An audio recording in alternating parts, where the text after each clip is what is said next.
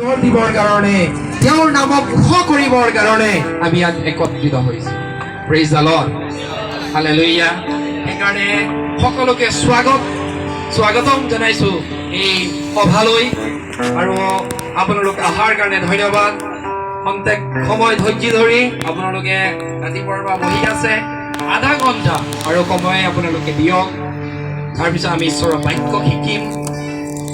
কাৰোবাৰ যদি সমস্যা আছে, কোনোবা বেমাৰ লৈ আহিছে, কোনোবা জীৱনত এনেকুৱা সমস্যাত আছে যে কোনো ৰাস্তা বিচাৰি পোৱা নাই, ক'ত যাম, কাক কম, কি কৰিম, যদি উপায় বিচাৰি পোৱা নাই, আজি আপুনি সঠিক ঠাইত আপুনি আহিছে। হালেলুয়া। আৰু যীশুৱে যদি আপুনি বিশ্বাস কৰে, আপোনাক খালী হাতেৰে নপঠিয়াব। সেইকাৰণে আমি ঈশ্বৰৰ বাক্য শুনিম আৰু খানাও ৰেডি হৈ আছে চাগে, হয়? সেইকাৰণে ভোকৰ কাৰণে চিন্তা নকৰিব। ভোক লাগি আছে, মোৰো ভোক লাগি আছে, ৰাতিপুৱা একো নোখোৱাকৈ আহিছে, হয়? প্ৰগ্ৰেমৰ পিছত চবৰ কাৰণে খানাৰ ব্যৱস্থা আছে চাগে। প্ৰথমেই মই ক'লো হয়তো খাই যাব, হয়? সেইকাৰণে আমি ঈশ্বৰৰ বাক্যৰ পৰা আমি শুনিবৰ কাৰণে গৈ আছো। নিজৰ বাইবেল যদি আপোনালোকে আনিছে, আমি লোকে লিখা শুভবাৰ্তা, মোৰ কথাই নহয়, ঈশ্বৰৰ কথাই আমি আৰম্ভ কৰিম, হয়? সেইকাৰণে লোকে লিখা শুভবাৰ্তা তাৰ 4 অধ্যায়, তাৰ 18 আৰু 19 পদ যদি অসমীয়াত কোনোবাই ধুনীয়াকৈ যদি পঢ়ি দিব বিচাৰে, জোৰে মাইক লৈ যদি পঢ়িব বিচাৰে, লোকে লিখা শুভবাৰ্তা তাৰ 4 অধ্যায় 18 পৰা লৈ 19 পদলৈকে পঢ়ি দিয়ক।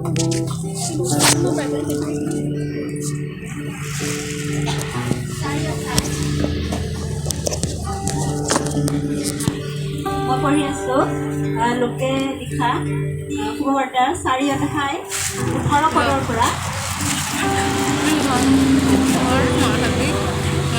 আৰু প্ৰভুৰ আত্মা মোৰ ওপৰত আছে, কিয়নো দৰিদ্ৰবিলাকৰ আগত শুভবাৰ্তা প্ৰচাৰ কৰিবলৈ তেওঁ মোক অভিযুক্ত কৰিলে, বন্দীয়াৰ আগত মুক্তিৰ আৰু অন্ধবিলাকৰ আগত পুনৰাই চকু পোৱাৰ কথা ঘোষণা কৰিবলৈ, চেপা খোৱাবিলাকক মুকলি কৰিবলৈ আৰু প্ৰভুৰ ৰাজ্য বছৰ ঘোষণা কৰিবলৈ মোক পঠিয়ালে। আমেন। যদি কোনোবাই যদি অসমীয়া বুজি নাপায়, তেওঁলোকৰ কাৰণে মই হিন্দীত পঢ়ি দিছো। প্ৰভু কা আত্মা মুঝ पर है। ঈশ্বৰৰ বাক্যত কৈছে প্ৰভুৰ আত্মা মোৰ লগত আছে, इसलिए कि उनसे कंगालों को सुसमाचार सुनाने के लिए मेरा अभिषेक किया है, और मुझे इसलिए भी भेजा है कि बंदियों को छुटकारे का और अंधों को दृष्टि पाने का सुसमाचार प्रचार करूं, और कुचले हुओं को छुड़ाऊं, और प्रभु के प्रसन्न रहने का वर्ष का प्रचार करूं। हालेलुया। यदि অসমীয়াত আমি এনেকৈ পঢ়ো, প্ৰভুৰ আত্মা মোৰ লগত আছে, যীশুৱে কৈছে। বাণীকাৰ যীশুৱে ঘোষণা কৰিছে, মই কোৱা নাই, যীশুৰ কথা কৈ আছো মই। প্ৰভু যীশুৱে কৈছে প্ৰভুৰ আত্মা, ঈশ্বৰৰ আত্মা যীশুৰ লগত থকাৰ ঘোষণা কৰি আছে। আৰু তেওঁ কৈছে যে কাক শুভবাৰ্তা শুনাব? তেওঁ দৰিদ্ৰবিলাকক। হিন্দীত কৈছে কংগাল, ইংলিছত প'ৰ, যে দুখীয়া দৰিদ্ৰ মানুহৰ কাৰণে শুভবাৰ্তা তেওঁৰ শুনাবৰ কাৰণে যীশু আহিছে। আৰু এই কথাই যিশয়া ভাৱবাদীয়ে এই কথাখিনিয়ে লিখিছে। তেওঁ যিশয়া পুস্তকৰ 61 অধ্যায়ৰ 1 পদটো মই অসমীয়াত পঢ়িছো। যিশয়া ভাৱবাদীয়ে লিখা কথাখিনিও মই পঢ়িছো। প্ৰভু জিহুৱাৰ আত্মা মুঠ স্থিত হৈছে। ইয়াত এনেকৈ লিখা আছে, প্ৰভু জিহুৱাৰ আত্মা মুঠ স্থিত হৈছে, কাৰণ জিহুৱাই মোক অভিষিক্ত কৰিলে নম্ৰসকলৰ আগত শুভবাৰ্তা প্ৰচাৰ কৰিবলৈ, আৰু ভগ্ন চেতিয়াবিলাকক সুস্থ কৰিবলৈ, বন্দীত্ব থকা সকলক মুক্তিৰ কথা ঘোষণা কৰিবলৈ, আৰু বন্দীশালত থকা সকলক মুকলি কৰিবলৈ তেওঁ মোক অভিষিক্ত কৰিলে। ঈশ্বৰৰ আত্মাই এনেদৰে যীশুৰ বাক্যৰ জৰিয়তে আমাক কৈ আছে। Hallelujah, praise the lord. এই কথা আমি আজি বুজিবলৈ গৈ আছো যে প্ৰভুৱে এই কথানো কিয় ক'লে। যীশু অহাৰ উদ্দেশ্যটো কি হয় এই বাক্যত তেওঁ স্পষ্টভাৱে আমাৰ মাজলৈ তেওঁ দাঙি ধৰিছে। ইয়াত কৈছে যে তেওঁ দুখীয়াবিলাকক দৰিদ্ৰবিলাকক শুভবাৰ্তা শুনাবৰ কাৰণে। এতিয়া দুখীয়া দৰিদ্ৰ কোন হয়? ঈশ্বৰৰ দৃষ্টিত দুখীয়া দৰিদ্ৰ এওঁ নহয় যে যাৰ টকা পইচা নাই বা যাৰ ঘৰ বাৰী নাই। টকা পইচাৰ দুখীয়াবিলাকক ঈশ্বৰৰ দৃষ্টিত দৰিদ্ৰ নহয়। দৰিদ্ৰ কোন হয় ঈশ্বৰৰ দৃষ্টিত? যাৰ ঈশ্বৰৰ বিষয়ে জ্ঞান নাই, যোনে ঈশ্বৰৰ সত্য ঈশ্বৰক যোনে চিনি নাপায়, ঈশ্বৰৰ প্ৰতি যাৰ ভয় ভাৱ নাই, যাৰ জীৱন ঈশ্বৰৰ আশীৰ্বাদ নাই। টকা আছে কিন্তু হাজাৰ বেমাৰ লৈ ঘূৰি আছে। টকা আছে কিন্তু সেই টকাৰে তেওঁক টোপনি দিব পৰা নাই। তেওঁ টোপনি মাৰিবৰ কাৰণে এটা স্লিপিং টেবলেট নহয়, দুটা তিনিটা স্লিপিং টেবলেট ল'ব লগা অৱস্থা হৈ পৰিছে। হয়, ভাল গাড়ীত আছে, ভাল ঘৰত আছে, এচিত আছে, কিন্তু জীৱনত শান্তি নাই। ঈশ্বৰৰ দৃষ্টিত তেওঁ দৰিদ্ৰ হয়। হালেলুয়া। আমি ভাবি যে যাৰ টকা পইচা নাই, ভাল কাপোৰ নাই, যাৰ মাটি বাৰী নাই, যাৰ ভাল ঘৰ নাই, গাড়ী নাই, আমি ভাবো যে তেওঁলোক দৰিদ্ৰ হয়। কিন্তু এইটো ঈশ্বৰৰ বাক্য। ঈশ্বৰে যেনেকৈ চাই, আমি ঈশ্বৰে চোৱা ধৰণ, ঈশ্বৰে মানৱ জাতিটোক যেনেকৈ চাই, আমি চোৱা ধৰণটো বেলেগ হয়। সেইকাৰণে ঈশ্বৰৰ বাক্যত কৈছে মানুহে বাহিৰৰ স্বৰূপ চাই। কি চাই মানুহে? বাহিৰৰ স্বৰূপ। এই ল'ৰাটো কলা নে বগা নে, কেনেকৈ কাপোৰ পিন্ধিছে, কেনেকৈ জোতা পিন্ধিছে, হয়, তাৰ ঘৰ বাৰী কেনেকুৱা, তাৰ টকা পইচা কিমান। মানুহে বাহিৰৰ স্বৰূপটো চাই, কিন্তু ঈশ্বৰে কি চাই? আপোনাৰ ভিতৰটো চাই, আপোনাৰ ভিতৰৰ অৱস্থাটোক চাই, আপোনাৰ হৃদয়ক চাই, মোৰ হৃদয়ক চাই যে মই কেনেকুৱা হয়। Hallelujah, praise the lord. সেইকাৰণে ঈশ্বৰৰ দৃষ্টিভংগী আৰু মানুহৰ দৃষ্টিভংগীৰ মাজত বহুত পাৰ্থক্য আছে। হয়তো এজন ব্যক্তি টকা পইচাৰ ক্ষেত্ৰত বহুত দুখীয়া হ'ব পাৰে, কিন্তু ঈশ্বৰৰ দৃষ্টিত তেওঁ বহুত ধনী হ'ব পাৰে। বাইবেলৰ পৰা উদাহৰণ মই দিওঁ, ধনী ব্যক্তি আৰু লাজৰ। হালেলুয়া। সেই ধনী ব্যক্তিৰ ওচৰত, সেই তেওঁৰ গেটৰ ওচৰত গৈ পেলাই সেই লাজৰে কি কয়? তেওঁ সেই মেজৰ পৰা পৰি থকা সেই টুকুৰাবিলাকৰ, খানাৰ টুকুৰাবিলাকক যোনে কুকুৰক খাবৰ কাৰণে এৰি দিয়ে, সেই লাজৰে গৈ পেলাই সেই বস্তুবিলাকক খায়। তেওঁ সেই গেটৰ দুৱাৰৰ সন্মুখত তেওঁ শুই থাকে। তেওঁ ঘাঁবিলাকত কোনে চেলেকে? কুকুৰে চেলেকে বুলি লিখিছে বাইবেলত। বাইবেলত কৈছে দুইজন ব্যক্তি একেদিনে মৰি গ'ল। ধনী ব্যক্তি, অজস্ৰ প্ৰচুৰ পৰিমাণৰ ধন সম্পত্তি, ভাল বস্ত্ৰ পৰিধান কৰা ব্যক্তি, দাস থকা মানুহ, তেওঁ কাম কৰিব লগা হোৱা নাই নিজে। তেওঁ কাম কৰিবৰ কাৰণে তেওঁৰ ঘৰত গোলাম আছে, নকৰ আছে। দুইজন ব্যক্তি একেলগে মৰি গ'ল বুলি কৈছে।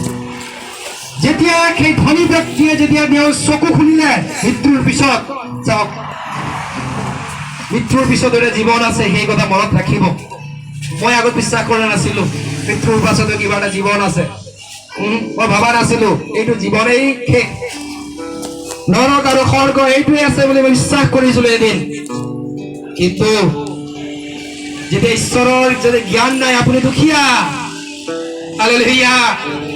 আপোনাৰ টকা থাকিব পাৰে, আপোনাৰ ভাল বাইক থাকিব পাৰে, ভাল অট্টালিকা থাকিব পাৰে, যদি ঈশ্বৰৰ জ্ঞান নাই, যদি ঈশ্বৰৰ সেই দৈবিক জ্ঞান নাই, ঈশ্বৰক যদি আপুনি নাজানে, যদি ঈশ্বৰত্বৰ কথা নাজানে, দৈবিকতাৰ কথা নাজানে, আপুনি এটা দুখীয়া মানুহ।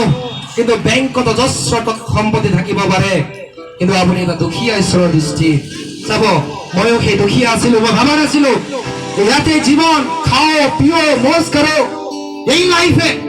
किसने देखा है काल क्या होगा? কালি কোনে জানিছে কি হ'ব? এইটোৱে স্বৰ্গ, এইটোৱে নৰক বুলি ভাবিছিলো। নহয়, মৃত্যুৰ পিছত এটা জীৱন আছে। জীৱন ইয়াতেই শেষ নহব। আমাৰ আত্মাই হিচাপ দিব লাগিব, আমাৰ আত্মাই ন্যায় দিব লাগিব। এইটো শৰীৰটো আমাৰ, এই শৰীৰটো আমি এটা কাপোৰ পিন্ধিছো, আমাৰ আত্মাই পিন্ধিছে এই কাপোৰটো। শৰীৰ এদিন মৰি যাব, মাটিৰ লগত মিলি যাব, কিন্তু এই আত্মা ইয়াৰ পৰা কাৰ ওচৰত যাব? যোনে পঠিয়াইছিল, जिसने भेजा था, যোনে পঠিয়াইছিল, তেওঁৰ ওচৰত যাব, ঈশ্বৰৰ ওচৰত যাব। আৰু এই আত্মাই একদিন ঈশ্বৰৰ ওচৰত হিচাপ দিব লাগিব, আমি কি কৰিলে এই পৃথিৱীত। ঈশ্বৰৰ সেই দৈবিকতাত ঈশ্বৰে দেখুওৱা সেই ৰাস্তাত আমি চলিলো নে নাই, या নিজৰ চিন্তাধাৰা মতে চলিলো, এই পৃথিৱীয়ে দেখুওৱা চিন্তাধাৰা মতে আমি চলিলো, আমি এদিন হিচাপ দিব লাগিব। হালেলুয়া। 2009 চনলৈকে মই নিজৰ হিচাপত চলি আছিলো, নিজৰ দৃষ্টিভংগীৰে চলি আছিলো, নিজৰ বিবেকেৰে চলি আছিলো।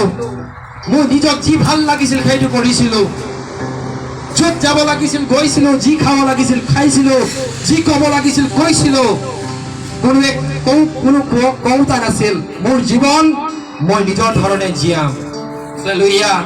কিন্তু 2009 চনৰ পিছত ঈশ্বৰে যেতিয়া সত্য ঈশ্বৰক গম পালো, যীশু খ্ৰীষ্টই যেতিয়া মোৰ জীৱনত কাৰ্য কৰিলে, যীশু খ্ৰীষ্টক যেতিয়া মই পালো, যেতিয়া মই গম পালো নাই, মই যিটো ৰাস্তা লৈছো সেইটো মোক নৰকৰ ফালে লৈ গৈ আছিল।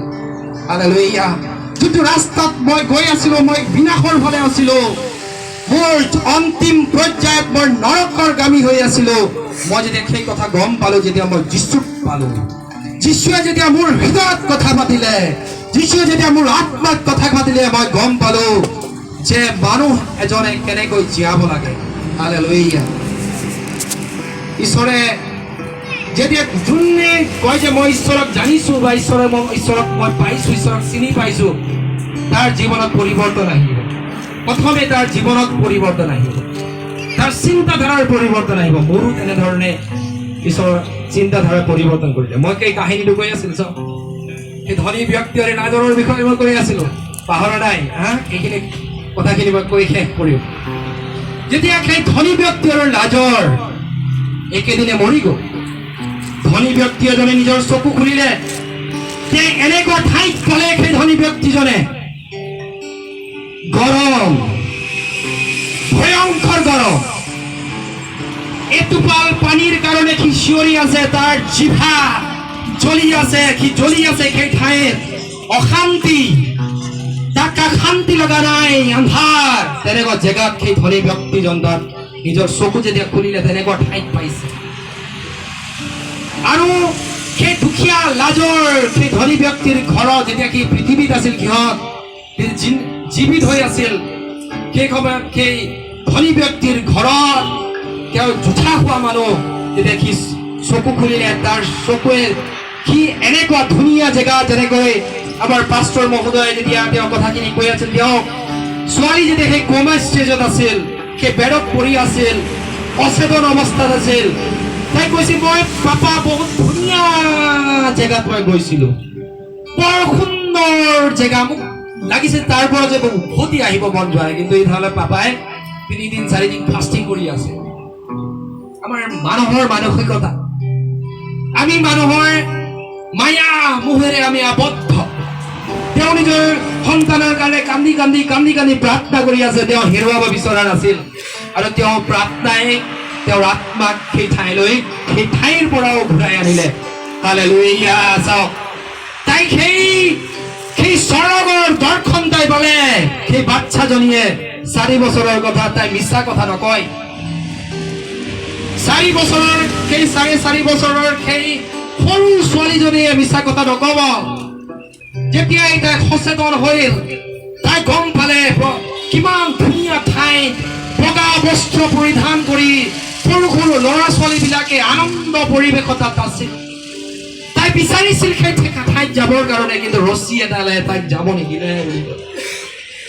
যেতিয়া মই শুনি আছিলো, মই ক'লো তাই স্বৰ্গীয় ঠাইত পাইছিল। সত্য কথা, সঁচা কথাৰ ঘোষণা কৰি আছো আমি। তেওঁ যি জীৱিত সাক্ষ্য দিলে সত্য কথা, হয়তো আমাৰ মগজেৰে বুজি নাপায়। যিবোৰ কথা আজি কৈ আছো, হয়তো আপোনালোকে বুজি নাপাব বহুত। আপুনি এই কথাবিলাক নিজৰ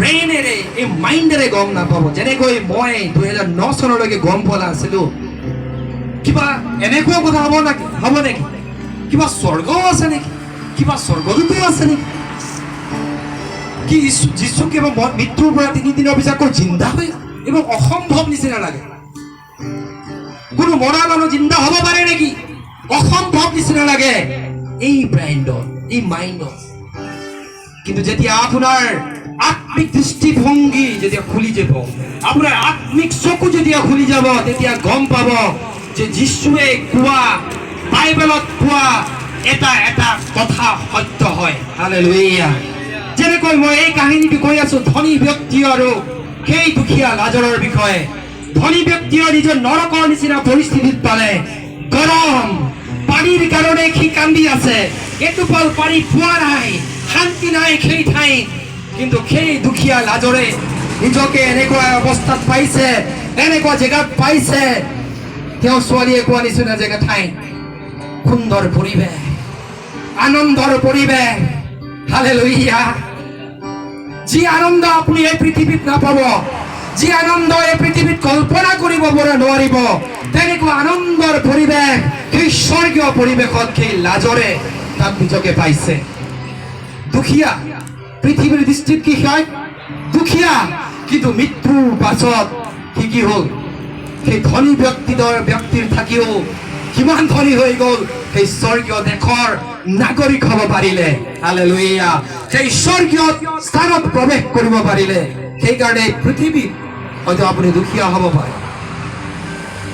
হয়তো এই পৃথিৱীত আপোনাৰ কাৰণে থাকিবৰ কাৰণে জাগা নহ'ব পাৰে হয়তো এই পৃথিৱীত আপোনাৰ কাৰণে অশান্তিয়ে থাকিব পাৰে কিন্তু কৈছে যীশুৱে কৈছে এই জগতত অশান্তি আছে এই জগতত কৰোনা ভাইৰাছ আছে এই জগতত বহুত ধৰণৰ persecution আহিব খ্ৰীষ্টান মানুহৰ ওপৰত এনেকুৱা বহুত ধৰণৰ ধাৰণা আহিব আপোনালোকৰ ওপৰতো আহিছে মোৰ ওপৰতো আহিব সকলো বিশ্বাস কৰা মানুহবিলাকৰ ওপৰত এনেকুৱা ধাৰণা আহিব কিন্তু যদি সেই বিশ্বাসত যদি স্থিৰ থাকিম এদিন সেই স্বৰ্গীয় যাত্ৰী আমি হ'ব পাৰিম সেই স্বৰ্গলোকৰ বাসিন্দা হ'ব পাৰো আমি হয়তো পৃথিৱীৰ খা সুবিধা আমি হয়তো পোৱা নাই কিন্তু ঈশ্বৰে আমাৰ কাৰণে যুগুত কৰি ৰখা সেই সম্পত্তিৰ অধিকাৰী আমাক ঈশ্বৰে কৰিব praise the lord hallelujah hallelujah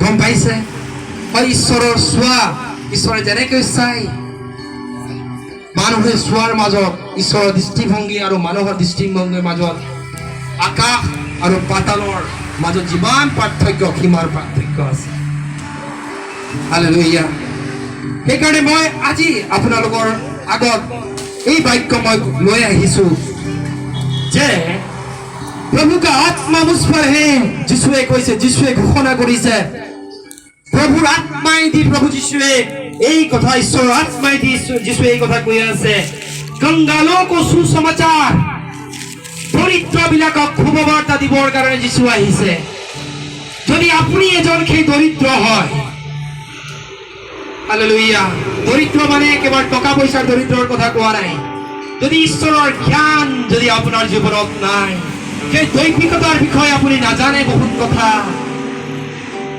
সত্য ৰাস্তাটো কেনেকৈ চলিব লাগে ঈশ্বৰকনো আমি কেনেকৈ পাব পাৰো উদ্ধাৰনো কেনেকৈ পাব পাৰো যদি আপুনি এইবিলাক কথা যদি আপুনি বুজি পোৱা নাই তেনেহ'লে যিশুৰ কাৰণে যিশুৰ লগত আপোনাৰ কাৰণে সুখবৰ আছে বুলি কৈছে সুখবৰ লৈ যিশুৱে আহিছে আজি যিশু আমাৰ মাজত আছে কিয়নো ঈশ্বৰৰ বাক্য বাইবেলত কৈছে দুজন বা তিনিজন তেওঁৰ নামত একত্ৰিত হ'লে তেওঁ তাত থাকে বিশ্বাস কৰিছে যিশু ইয়াত আছে কোনে কোনে বিশ্বাস কৰিছে কোনে কোনে বিশ্বাস কৰিছে সঁচাই সঁচাই বিশ্বাস কৰিছে নে মই কৈছো সেইকাৰণে বিশ্বাস কৰিছে ঈশ্বৰৰ বাইবেলত কৈছে এই বাইবেলৰ প্ৰতিটো কথা সত্য হয় আজি যিশু আমাৰ মাজত আছে যিশু বাইদেউ আপোনাৰ লগত আছে প্ৰত্যেকৰ লগত যিশু আছে যোনে তেওঁক বিশ্বাস কৰিছে আপোনাক এৰি দিয়া নাই হয়তো আপুনি যিশুৰ পৰা দূৰত হৈ আছে হয়তো যিশুৰ পৰা আপুনি দূৰ হৈ গৈছে হয়তো প্ৰাৰ্থনা কৰিব বাদ দি দিছে সেই আগত যেনেকৈ পুৰণা যদি নতুন বিশ্বাসী হৈ থাকোতে বিশ্বাস কৰিবলৈ আপুনি আৰম্ভ কৰিছে সেই বিশ্বাস কমাই দিছে কিন্তু যিশুৱে আপোনাক এৰি দিয়া নাই তেওঁ কেতিয়াও মিছা কথা নকয় তেওঁ মানুহ নহয় যে ঈশ্বৰে মিছা কথা কয় তেওঁ কোনো ৰাজনৈতিক দলৰ দলপতি নহয় যে মিছা প্ৰতিশ্ৰুতি দিব হয় যিশু যীশুৱে মিছা কথা তেওঁৰ পৰা বিশ্বাস কৰিব শিকিব লাগিব এটা এটা কথাত তেওঁ কোৱা কথাবোৰ সত্য তেওঁ আমাৰ কাৰণে শুভবাৰ্তা দৰিদ্ৰবিলাকৰ কাৰণে যিবিলাক মনত দৰিদ্ৰ আছে নিজকে ভাবে মই একো নহয় বহুতে চাইতে ইয়াত আহি পেলাই এনেকুৱা ভাবি আছে মইতো বহুত কথা নাজানো মোৰতো পঢ়া শুনা নাই মোৰতো শিক্ষা নাই সমাজৰ পৰা মই বঞ্চিত কোনোবা ভাবি আছে যে মইতো বহুত সৰু জাতিৰ মানুহ হয় আমাৰ জাতিভেদ আছে আমাৰ সমাজত চাব আমাৰ সমাজত জাতিভেদৰ প্ৰথা আছে ডাঙৰ জাতিয়ে সৰু জাতিৰ লগত বহিব নিবিচাৰে হয় মই পণ্ডিতৰ ঘৰৰ ল'ৰা মোৰ ব্ৰাহ্মণৰ ঘৰৰ ল'ৰা মই জানো এইবোৰ কথা হয় মই আগৰ পৰাই এইবোৰ বস্তু ঘৃণা কৰিছিলোঁ জাতিভেদৰ প্ৰথা কিন্তু যীশুৰ লগত যোন আহে সকলো সমান হয় সকলো জাতি ভেদ ধৰ্ম বৰ্ণ নিৰ্বিশেষে সকলো শেষ হৈ যায় যোন যীশুত আছে কি নতুন সৃষ্টি হৈ যায় আমি যীশুত নতুন সৃষ্টি হয় হয়তো কোনোবা বেংগলী সম্প্ৰদায়ৰ হ'ব পাৰে কোনো নেপালী হ'ব পাৰে কোনোবা কাৰ্বি সম্প্ৰদায়ৰ হ'ব পাৰে কোনোবা দাস লিখে কোনোবাই কলিতা লিখে কোনোবাই গোস্বামী লিখে কোনোবাই মহম্মদ লিখে কোনোবাই মুছলিম হ'ব পাৰে বেলেগ বেলেগ বেকগ্ৰাউণ্ডৰ পৰা যীশুৰ ওচৰত আহিব পাৰে কিন্তু যদি আমি যীশুৰ ওচৰত আহোঁ সেই বান্ধোনবোৰ নাথাকে সেই সামাজিক বান্ধোনবোৰ নাথাকে আমি চব এক হৈ যাওঁ যীশুৰ পৰিয়ালৰ আমি সদস্য হৈ যাওঁ হালেলুয়া সেই যীশুত সেই শক্তি আছে সেইটো জ্ঞান হয় গম পাইছে যদি এনেকুৱা জ্ঞান আছে আপুনি ধনী ব্যক্তি হয় যদি আপুনি ভাবি আছে দুখীয়া মানুহ বা অশিক্ষিত মানুহবিলাক সৰু হয় সেই সৰু জাতিৰ মানুহবিলাক সৰু হয় যদি এনেকুৱা ধৰণে ভাবি আছে আপুনি বহুত দুখীয়া মানুহ হয় অজস্ৰ টকা লৈ আপুনি থাকিব পাৰে কিন্তু জাতিভেদত যদি বিশ্বাস কৰে মানুহৰ ওপৰত টকা পইচা চাই যদি আমি মানুহক যদি তুলনা কৰোঁ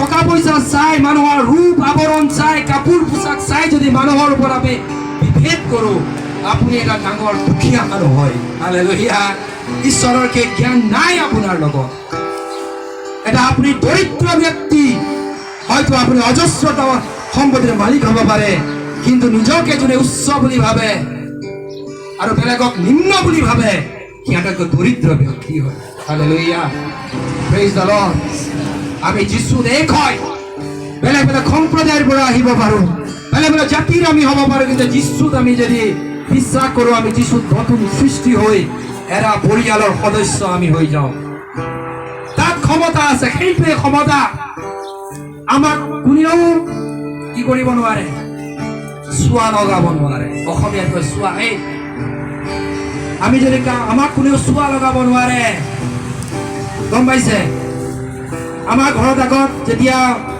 আগৰ কথা কৈছোঁ যেতিয়া আমাৰ ঘৰত কোনোবা সৰু জাতিৰ মানুহ আহিলে লাগে যে বেলেগ কাপত চাহ খাবলৈ দিলে সিহঁতৰ কাৰণে বেলেগ কাপ থাকে বেলেগ কাঁহী বাতি থাকে এই চোৱা লাগিব সিহঁতৰ যোৱাৰ পিছত গোবৰেৰে সেই জেগাখিনি মুচি লয়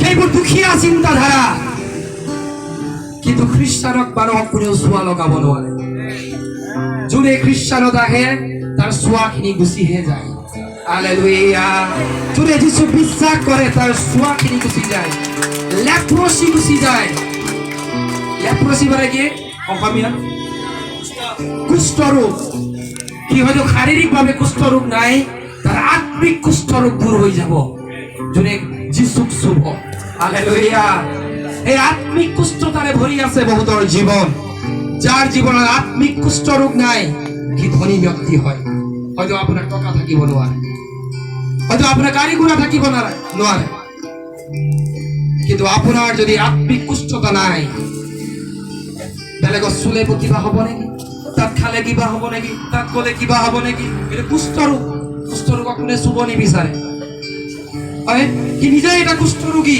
যাৰ তেনেকুৱা চিন্তাধাৰা আছে প্ৰেইজ দ্য লৰ্ড আমাক চুলে কি হ'ব সিহঁতৰ সেই কুষ্ঠতা যীচুক বিশ্বাস কৰিলে কি হ'ব সিহঁতৰ সেই আত্মিক কুষ্ঠতাবোৰ দূৰ হ'ব।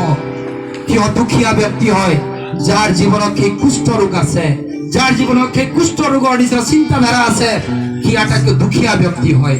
হালেলুয়া পৃথিৱী। Praise the lord. আমি ধনী হয়, হয়তো আপোনাৰ টকা থাকিব নোৱাৰে, কিন্তু আপুনি ধনী হয়। হালেলুয়া। মই ধনী ব্যক্তি হয়। ঈশ্বৰৰ বাক্যত কৈছে আমি ঈশ্বৰৰ সন্তান হয়। হালেলুয়া।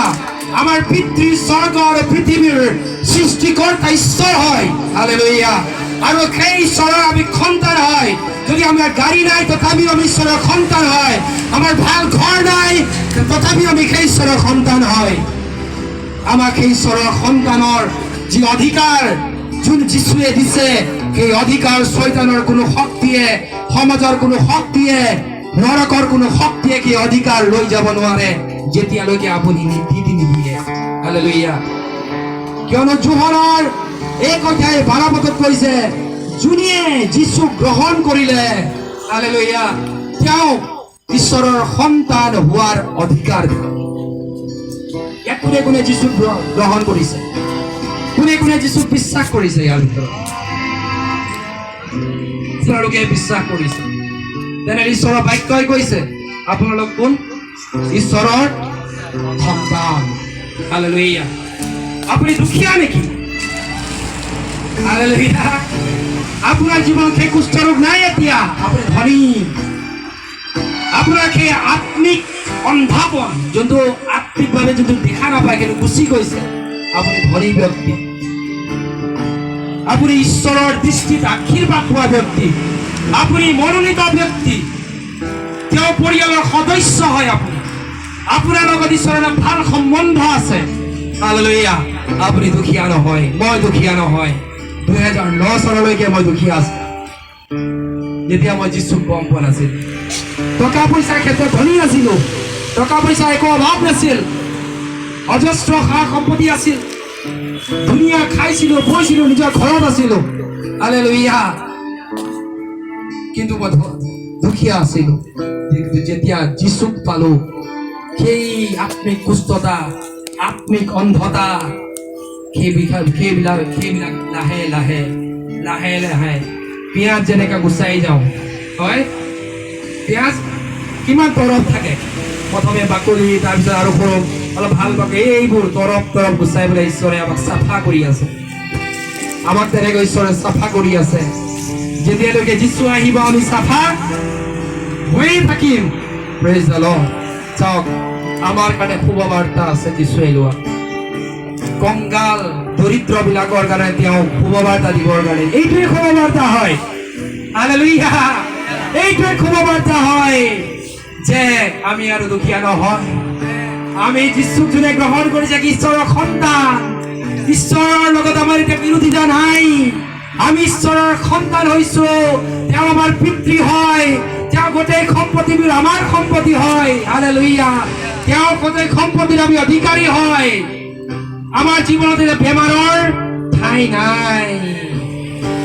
ঈশ্বৰৰ সন্তানবিলাক বেমাৰ হ'ব পাৰে নেকি? ঈশ্বৰ বেমাৰী নেকি? আমাৰ ঈশ্বৰ যীচুৰ কিবা বেমাৰ হৈছিল নেকি? যীচুৰ কিবা বেমাৰ হৈছিল? আমাৰ প্ৰভু কোন হয়? যীচু হয়। আমাৰ প্ৰভুটো মৰাও নাই। মৃত্যুক জয় কৰি 3 দিনৰ পিছত জিন্দা হোৱা আমাৰ প্ৰভু হয়। হালেলুয়া। আমাৰ প্ৰভুৰ শৰীৰ মাটিত পচি যোৱা নাই। আমাৰ প্ৰভুৰ শৰীৰ গোন্ধ ওলোৱা নাই। তেওঁ মৃত্যুক জয় কৰি 3 দিনৰ পিছত তেওঁ জিন্দা হোৱা প্ৰভু হয়। তেওঁৰ একো বেমাৰ নাই।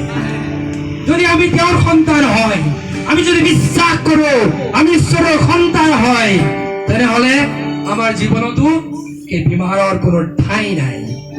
হালেলুয়া। এই বেমাৰবোৰ, সেই শয়তানৰ কাৰ্যবোৰ আমাৰ জীৱনৰ পৰা দূৰ হৈ যাব। তাৰ কাৰণে কি কৰিব লাগিব? ঈশ্বৰৰ বিশ্বাস। নিজে গম পাব লাগিব মই ঈশ্বৰৰ সন্তান, মই ঈশ্বৰৰ পৰিয়ালৰ সেই সদস্য। ঈশ্বৰৰ সেই আশীৰ্বাদ মোৰ জীৱনত আছে। সেই আত্মিক কুষ্ঠতা মোৰ জীৱনৰ পৰা দূৰ হৈ গৈছে। মই কেনেকৈ মই সেই দুখীয়া হ'ব পাৰো, কেনেকৈ মই বেমাৰত থাকিব পাৰো, যেতিয়া আমি এই কথাবিলাক বুজি পাম। আমাৰ জীৱনৰ পৰা এই সকলো কথাবোৰ দূৰ হৈ যায়। বেমাৰ আজাৰ সমস্যা, যদি কোনোবা ভাবি ইয়াত যদি সমস্যা লৈ আহিছে, মোৰ জীৱনত দেখোন সমস্যা নেৰেই, তেনেকুৱা যদি মানুহ যদি ইয়াত আছে, কোনোবা ভাবি আছে কি উপায়েৰে মোৰ জীৱনৰ পৰা সেই সমস্যাবিলাক দূৰ হ'ব, মোৰ পৰিয়ালটোনো কেনেকে ভাল হ'ব, কেনেকৈনো মোৰ জীৱনত অলপ শান্তি পাম, কেনেকৈনো মোৰ পৰিয়ালৰ শান্তি আহিব, যদি ভাবি আছে,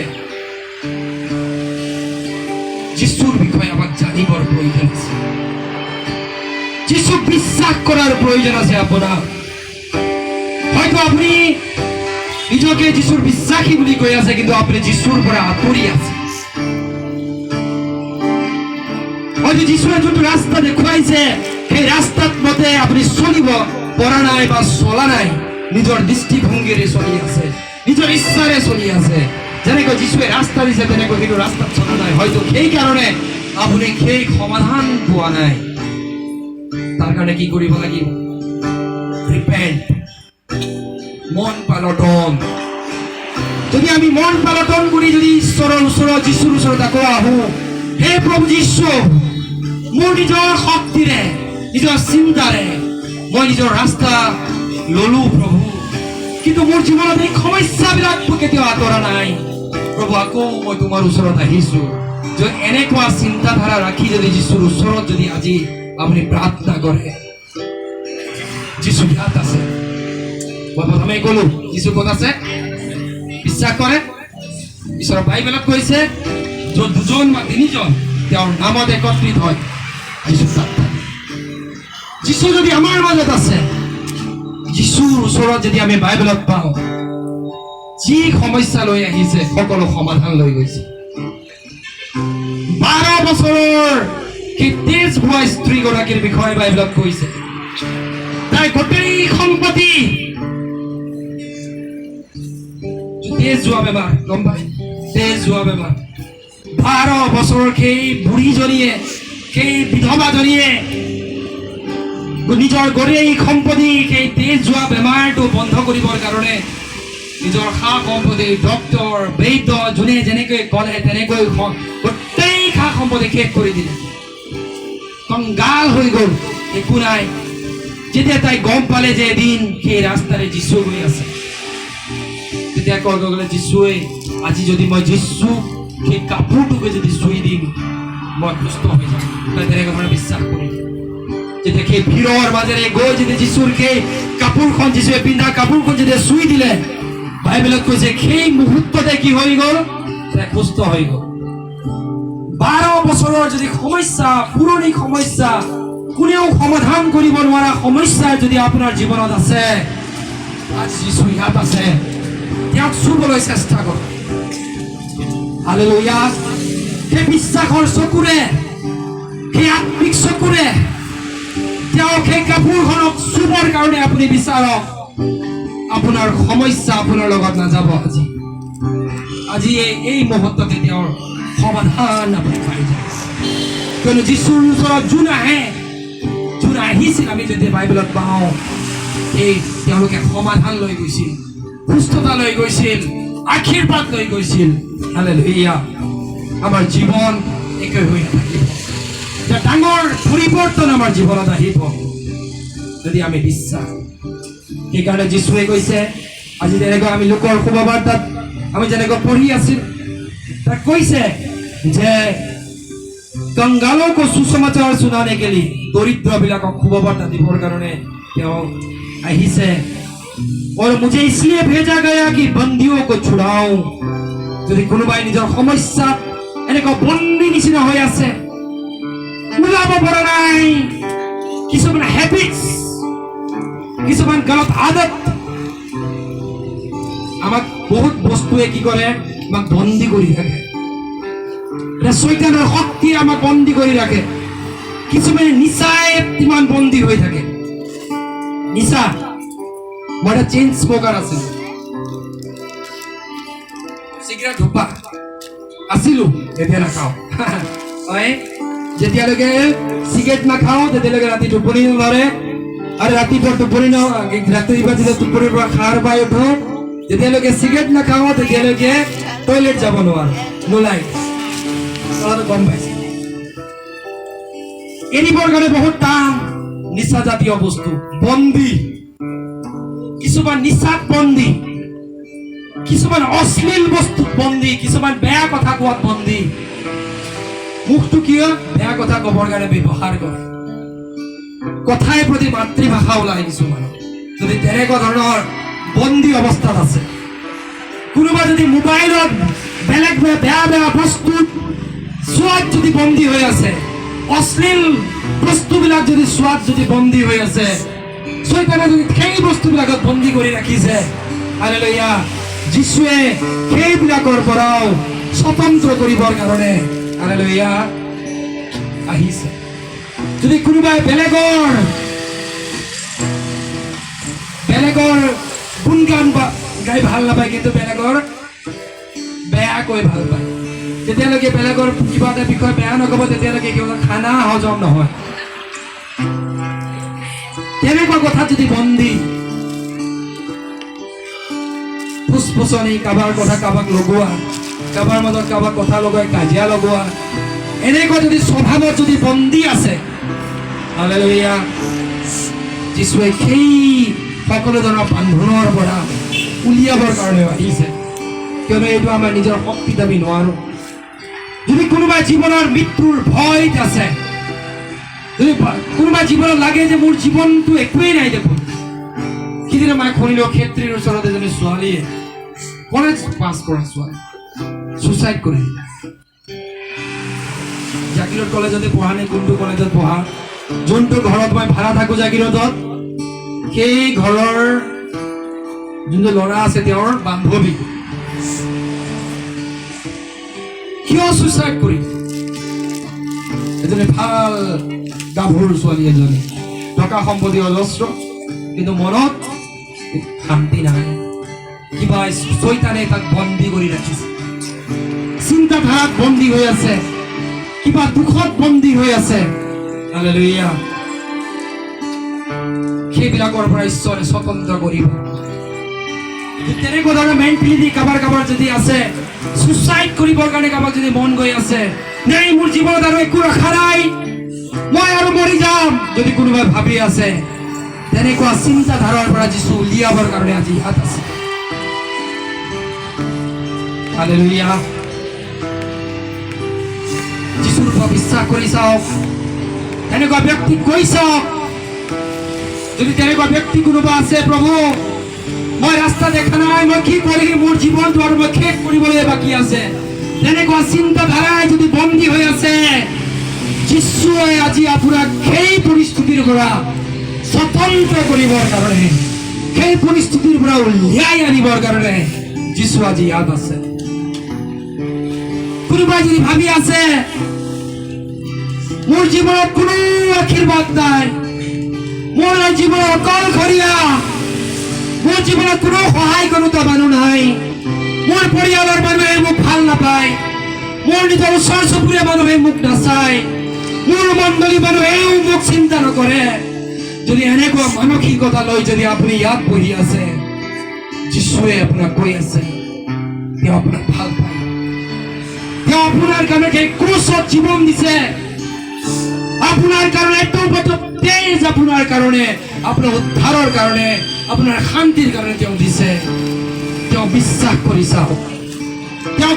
কৰি চাওক যোনে বিশ্বাস কৰিব তেওঁ লজ্জিত নহব যোনে যীশুৰ ওপৰত বিশ্বাস কৰিব সি নিৰাশ নহব হালেলুয়া হালেলুয়া হালেলুয়া যদি কোনোবা ভাবি আছে মোক কোনেও বুজি নাপায় মোৰ হৃদয়ৰ কথা কোনেও বুজি নাপায় মোৰ মা দেউতাই মোৰ কথা বুজি নাপায় মা দেউতাই ভাবি আছে ল'ৰা ছোৱালীয়ে কিয় মোৰ পৰিস্থিতি বুজি নাপায় তেনেকুৱা চিন্তা ভাৱনা যদি লৈ কোনোবা ইয়াত বহি আছে হালেলুয়া প্ৰাৰ্থনা কৰক যীশুৱে আপোনাক সমাধান দিওঁতা ঈশ্বৰ হালেলুয়া তেওঁ আপোনাক অকলে নেৰিব অকলে তেওঁ আপোনাক নেৰিব আপোনাৰ লগত থাকিব তেওঁ হালেলুয়া ইয়াৰ কাৰণে শুভ বাৰ্তা এইটোৱে শুভ বাৰ্তা হয় আপুনি অকলে থাকিব লগাৰ প্ৰয়োজন নাই আপুনি তেনেকৈ সুইচাইড কৰা চিন্তাধাৰা লৈ আৰু জীয়াই থকাৰ প্ৰয়োজন নাই আপুনি আৰু সেই স্লিপিং টেবলেট খাই ৰাতি টোপনি আহিবৰ কাৰণে যি স্লিপিং টেবলেট খাব লগা হয় আৰু প্ৰয়োজন নাই গোটেই জীৱনটো শান্তিত কটাবৰ কাৰণে প্ৰয়োজন নাই গোটেই জীৱনটো বেমাৰতে মোৰ যাব নাই প্ৰয়োজন এতিয়া